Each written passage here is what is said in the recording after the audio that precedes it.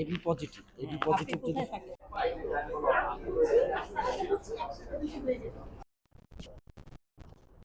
আজকের দিনটা খুবই গুরুত্বপূর্ণ আমাদের জন্য।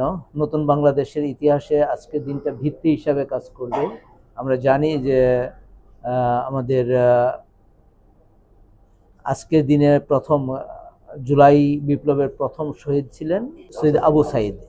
এই শহীদ আবু সাইদের মাধ্যমেই আসলে জুলাই বিপ্লবটা সারা বাংলাদেশে ছড়িয়ে পড়েছিল এবং মানুষের হৃদয়কে টাচ করতে পেরেছিল। সে রক্ত দিয়ে আমাদেরকে ফ্যাসিজম থেকে মুক্ত করেছে, রক্ত দিয়ে নতুন বাংলাদেশ গড়ার ভিত্তিটা স্থাপন করেছে। তা আমার দৃষ্টিতে জুলাই বিপ্লবের সবচেয়ে টার্নিং পয়েন্টটা ছিল এই আবু সাইদের শহীদ হওয়াটা।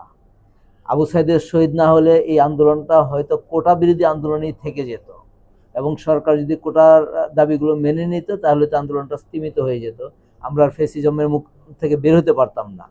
কিন্তু শহীদ আবু সাইদের রক্ত আমাদেরকে এমনভাবে এই আন্দোলনটাকে ঘুরিয়ে দিয়েছে যেটা শেষ পর্যন্ত আমাদের মুক্তির আন্দোলনে রূপান্তরিত হয়েছে। তো আমরা আমাদের ঢাকা কাস্টম হাউসের সব কর্মকর্তা কর্মচারী আমরা সিদ্ধান্ত নিয়েছি যে এই দিনটাকে আমরা রক্ত দিয়ে স্মরণ করব। মানুষের জীবন বাঁচান।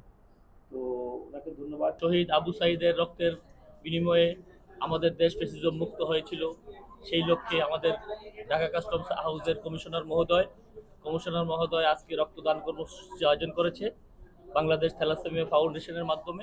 আমি সেই থ্যালাসেমিয়া ফাউন্ডেশনকে আজকে এক ব্যাগ রক্ত দিয়েছি। আমি আমার জীবনে অনেকবার রক্ত দিয়েছি। আমি চাই সবাই আপনারা আসেন, আপনারা রক্ত দেন। রক্তদান কর্মসূচিতে স্বেচ্ছায় আমি আমার জীবনের প্রথম এবার আমি রক্ত দিচ্ছি। রক্ত দিয়ে আমার খুব ভালো লাগতেছে। আমি চাই আমার মতো আরও লোক স্বেচ্ছায় রক্তদানে এগিয়ে আসুক। বাংলাদেশ কাস্টমস হাউসের সাথে যৌথ উদ্যোগে আজকে সারাদিন ব্যাপী স্বেচ্ছায় রক্তদান কর্মসূচি পালন করছে।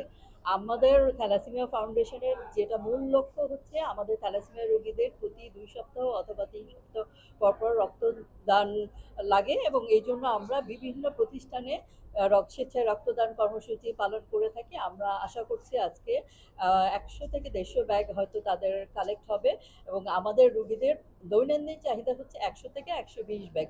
আমরা প্রায় রক্তের অভাবে আমাদের রোগীদেরকে যথাযথ চিকিৎসা দিতে পারি না।